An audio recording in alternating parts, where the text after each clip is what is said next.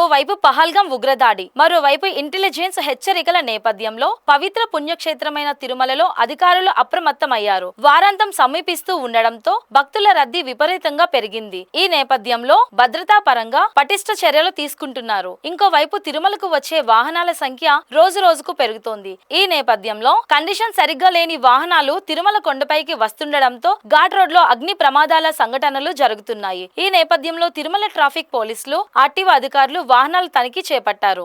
Senior motor వాహనాల తనిఖీ అధికారి శ్రీనివాసరావు మాట్లాడుతూ పొల్యూషన్ వాహనంతో చెకింగ్ చేపట్టామని, తిరుమలకు ప్రత్యేకంగా పొల్యూషన్ చెకింగ్ వాహనం తీసుకువచ్చి తనిఖీలు నిర్వహించినట్టు తెలిపారు. ఈ నేపథ్యంలో ఒక్క రోజులోనే దాదాపు 24 వాహనాలు అత్యధిక కాలుష్యాన్ని వెదజల్లుతున్నాయని, మరికొన్ని వాహనాలకు ఫిట్నెస్ సరిగ్గా లేదని గుర్తించినట్టు తెలిపారు. వాహనాలకు పొల్యూషన్ సర్టిఫికేట్, సరైన ఫిట్నెస్ ఉంటేనే అనుమతిస్తామని, అందుకు అనుగుణంగా చర్యలు తీసుకున్నట్లు తెలిపారు.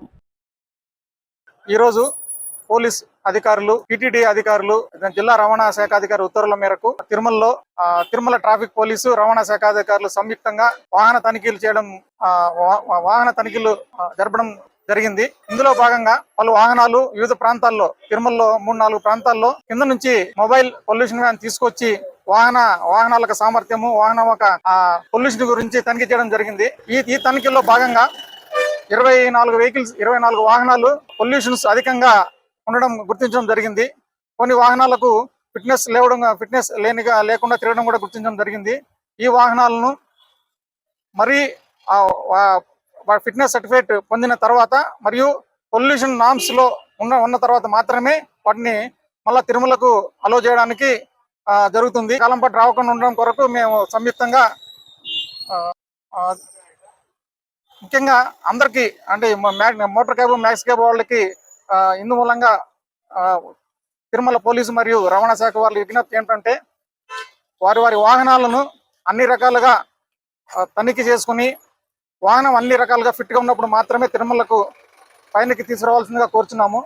ఇది ముఖ్యంగా ఎందుకంటే తిరుమలకు వచ్చే భక్తుల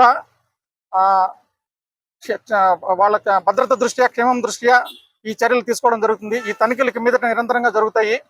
ఇక మీదట పైన తిరుమల ఏ వాహనమైనా సామర్థ్యం లేకుండా పట్టుబడితే వాటిని తిరుమలకు రాకుండా నిషేధించడం జరుగుతుంది.